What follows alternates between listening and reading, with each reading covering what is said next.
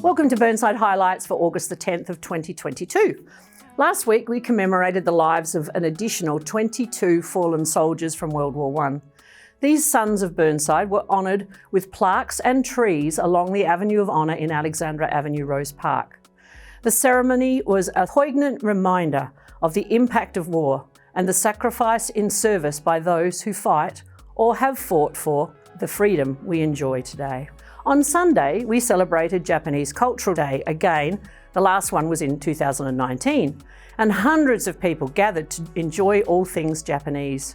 Next year, we will need to grow the space because of its overwhelming popularity.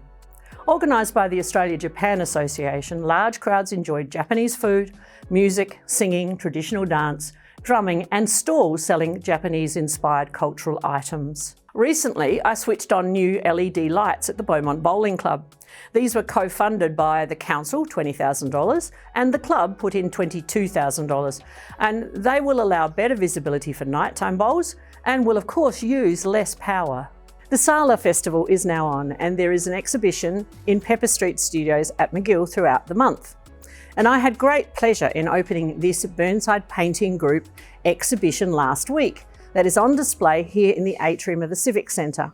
There are 120 paintings by over 40 different local artists, and they are here to inspire and to sell. Last night, the council approved the City of Burnside Master Plan for Traffic Management and Urban Development.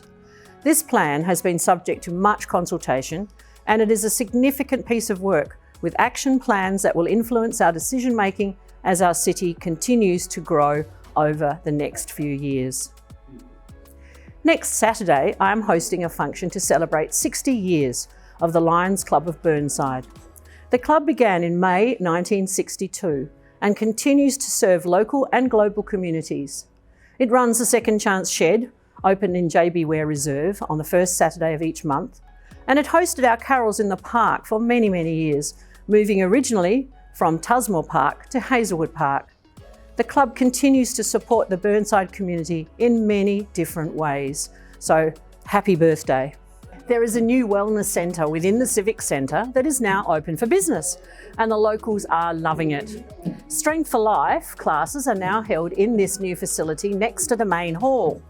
New equipment was purchased by the council, classes have begun, and the Strength for Life instructors are as happy and keen as the participants who are enjoying the place. I just want to introduce you to Steve, who is one of our wonderful supporters of our community, who works here in the community centre, entertaining both young and older. So thank you, Steve. If you're happy and you know it, touch your nose.